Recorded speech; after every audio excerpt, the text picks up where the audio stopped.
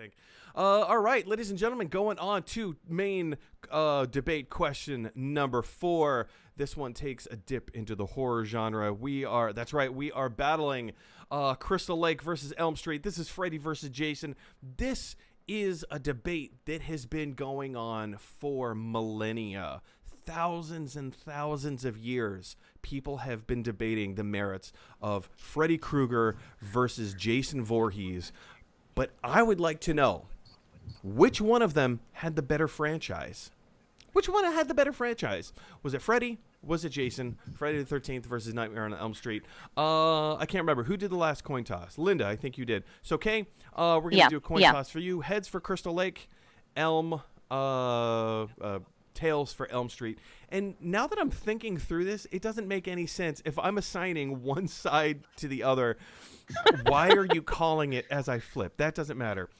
I don't know. I was just playing my game. I'm calling myself out. Okay. So if it's heads, you will be battling for Crystal Lake, or you'll be arguing for Crystal Lake. If it is tails, you will be arguing for Elm Street. Are you ready? Here we go. Yes. It is heads. You will be arguing for Crystal Lake, and Linda, you will be arguing for Nightmare on Elm Street. And who started the last round? I don't remember. I don't either. Was it me? I did. I don't know. You did. Your spider went off. Yes. You were starting this round. What makes Nightmare on Elm Street a superior franchise? Okay, there's nothing more terrifying than not feeling safe in your most vulnerable state, and that's when you're asleep. And so Nightmare on Elm Street plays on that. It brings up that you could get killed when you're in your sleep, based on like a couple of different scenarios, and there's no remedy, there's no escape, there's no solution to it. Fantastic. It's more dangerous when you can not get away in your sleep. Kay, what makes the Friday the 13th franchise a better franchise?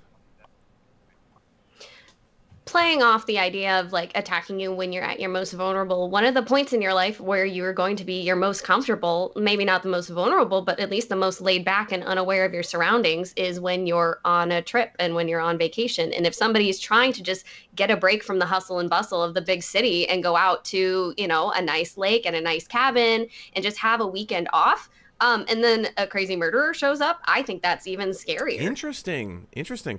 So crazy murderer versus being able to get a good night's sleep, or not being able to get a good night's sleep, as the case may be. Linda, what is it about the franchise as a whole? I believe there's 8 movies in the series. Mm-hmm. It's had a long run, as has the Friday the 13th films. As a whole, as a collection, how do those films hold up against the Friday the 13th films?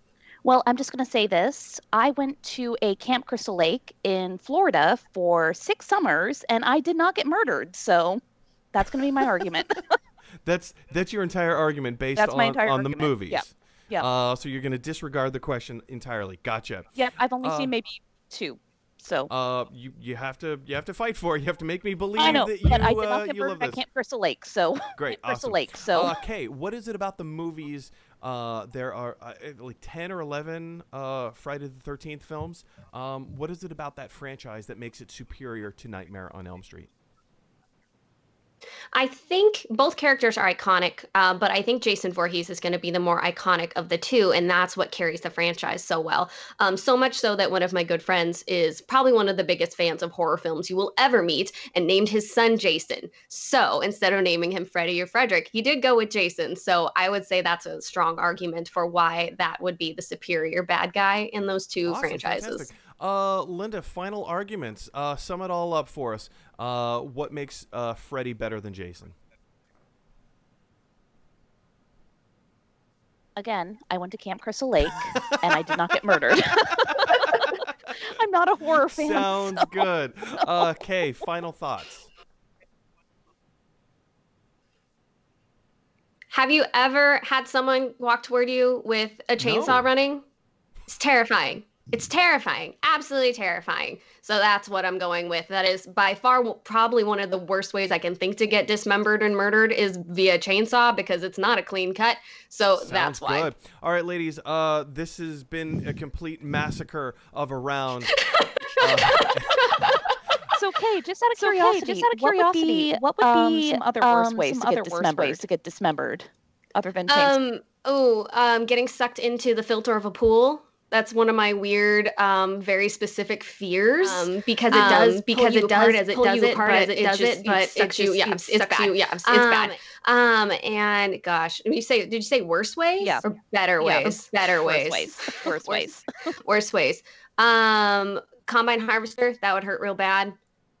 I can't tell you how much I'm enjoying this particular portion of the person at Disneyland who when they switched to America Sings and the room switched the other way Those are the worst ones I can think of. Clean cuts. That's for me. It would be the same way as the original Alien film, just being sucked out into outer space. I think would be completely terrifying. Anyway, ladies and gentlemen, I would like to declare Kay the official winner of this round. If for no other reason, Linda, you just completely gave up right in the middle. Linda, I've seen none of these movies. I've seen like bits and pieces of Nightmare on Elm Street. I've seen none of any of these. I did go to Camp Crystal Lake for 6 summers in a row. I grew up next to a Crystal Lake. That was going to be my next something like, well, crazy things happen. Okay. Yay for me! I'm sorry. Poor Mike. He's trying to do something here, and we're both like, rein it in. So do you guys agree with my judgment ruling on this one that the K was the winner of this round? Yes. Go ahead and jump down to the comment section below. Let me know your thoughts. All right, ladies and gentlemen.